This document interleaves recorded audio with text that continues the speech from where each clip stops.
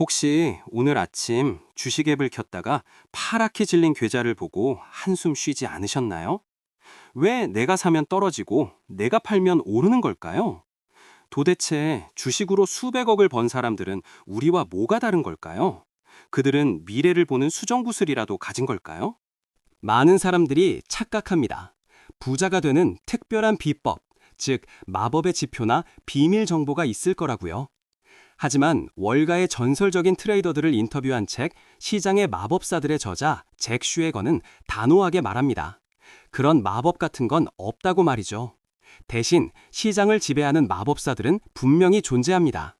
이 책에는 폴 튜더 존스, 에드 세이코타, 짐 로저스 같은 전설적인 인물들이 등장합니다. 이들은 적게는 수백억에서 많게는 수조 원을 벌어들인 사람들입니다.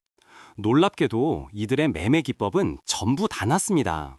누군가는 차트만 보고 누군가는 뉴스만 봅니다.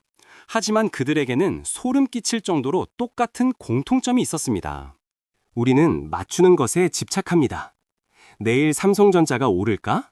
비트코인이 떨어질까? 하지만 전설적인 트레이더 조지 소로스의 파트너였던 스탠리 드러켄밀러는 이렇게 말했습니다. 당신이 시장에서 맞느냐 틀리느냐는 중요하지 않다. 중요한 건 맞았을 때 얼마를 벌고 틀렸을 때 얼마를 잃느냐다. 이게 무슨 말일까요? 바로 손익비입니다. 일반적인 투자자들은 5번 벌고 1번 크게 잃어서 망합니다. 하지만 마법사들은 5번 작게 잃고 1번 크게 벌어서 부자가 됩니다. 그들은 자신의 예측이 틀렸다는 것을 인정하는데 주저함이 없습니다. 여러분은 자신의 실수를 쿨하게 인정하시나요? 아니면 언젠가 오를 거라며 기도하시나요? 1987년 블랙 먼데이를 예견하고 하루 만에 엄청난 수익을 올린 폴 튜더 존스. 그의 사무실 벽에는 이런 메모가 붙어 있었다고 합니다. 패자는 평균 물타기를 한다. 물타기, 우리도 참 좋아하죠. 떨어질 때마다 더 사서 평균 단가를 낮추는 것. 하지만 그는 이걸 패자의 지름길이라고 불렀습니다. 왜냐고요? 물타기는 내가 틀렸다는 사실을 돈으로 덮으려는 행위이기 때문입니다. 시장이 아니라고 말하는데 내 돈을 더 들이부으며 내가 맞다고 우기는 고집이죠.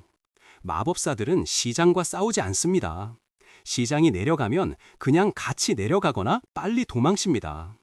책에 나오는 모든 트레이더가 입을 모아 강조하는 단 하나의 단어가 있습니다. 바로 리스크 관리입니다. 레리 하이트는 이렇게 말했습니다. 나는 트레이딩을 할 때 돈을 벌 생각은 하지 않는다. 오직 잃지 않는 생각만 한다. 돈을 버는 건 시장이 해줄 일이고 잃지 않는 건 내가 해야 할 일이기 때문입니다. 투자의 세계는 서바이벌 게임입니다. 수익률 100%를 내는 것보다 중요한 건 내 자산이 영원히 되지 않게 하는 것입니다. 한번 파산하면 다음 기회는 영원히 없습니다. 그래서 그들은 한 번의 거래에 전 재산을 걸지 않습니다. 아무리 확실해 보여도 말이죠. 많은 마법사들은 한 번의 거래에서 전체 자산의 1%에서 2% 이상을 잃지 않도록 세팅합니다. 1억 원이 있다면 한 종목에서 100만 원 이상 손실이 나면 기계적으로 팔아버리는 겁니다. 너무 적다고요? 이렇게 해야 10번, 20번 연속으로 실패해도 다시 일어설 수 있습니다. 시스템 트레이딩의 선구자 에드 세이코타는 아주 충격적인 말을 남겼습니다. 시장의 모든 사람은 자기가 원하는 것을 얻는다. 돈을 잃는 사람도 사실은 무의식 중에 돈을 잃고 싶어 한다는 겁니다. 무슨 뚱딴지 같은 소리냐고요? 어떤 사람들은 돈을 버는 것보다 아슬아슬한 스릴이나 동정심 혹은 내가 맞았다는 우월감을 더 원한다는 겁니다. 그래서 위험한 종목에 몰빵하고 떨어지면 친구들에게 하소연하며 위로받는 과정을 반복하죠. 여러분은 투자를 하는 건가요? 도박을 하는 건가요? 그래서 마법사들은 차트 공부만큼이나 자기 자신에 대한 공부를 중요하게 생각합니다.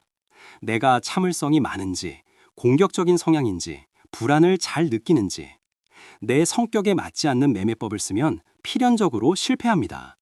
남이 돈 벌었다는 방법을 무작정 따라하면 안 되는 이유가 바로 여기 있습니다. 트레이딩 룸의 책상 위에는 감정을 올려두지 마라. 성공한 트레이더들은 기계처럼 매매하려고 노력합니다. 손실이 났다고 화내지 않고 수익이 났다고 흥분하지 않습니다. 감정이 개입되는 순간 원칙은 무너지고 뇌동매매가 시작되기 때문입니다. 그렇다면 우리는 어떻게 해야 할까요? 당장 내일부터 전업 투자자가 되라는 말이 아닙니다. 책에 나온 마법사들처럼 자신만의 원칙을 세워야 합니다. 언제 살 것인가 보다 더 중요한 건 언제 팔 것인가를 미리 정해두는 것입니다. 진입하기 전에 손절가를 정하세요. 그리고 그 가격이 오면 하늘이 무너져도 파세요. 조금만 더 버티면 오를 텐데 라는 생각은 악마의 속삭임입니다. 작은 손실로 막을 수 있었던 화재가 집 전체를 태우게 두지 마세요. 또한 유연해져야 합니다. 내가 산 주식이 무조건 올라야 한다는 고집을 버리세요. 마법사들은 1분 전까지 상승을 확신했더라도 상황이 바뀌면 1초 만에 포지션을 바꿉니다. 자존심을 버리고 시장의 흐름에 순응하는 것, 그것이 생존의 법칙입니다. 한 방에 인생 역전을 꿈꾸지 마세요.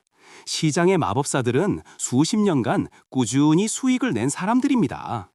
복리의 마법은 천천히, 하지만 확실하게 일어납니다.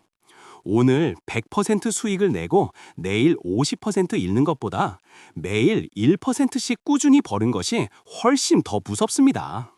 특히 변동성이 큰 한국 시장에서는 더욱 그렇습니다. 테마주나 작전주에 휘둘리지 말고 여러분만의 기준을 만드세요. 남들이 산다고 따라 사는 뇌동매매를 멈추는 순간 여러분의 계좌는 달라지기 시작할 겁니다. 트레이딩은 삶의 축소판입니다. 욕심을 부리면 탈이 나고 준비 없이 덤비면 다칩니다.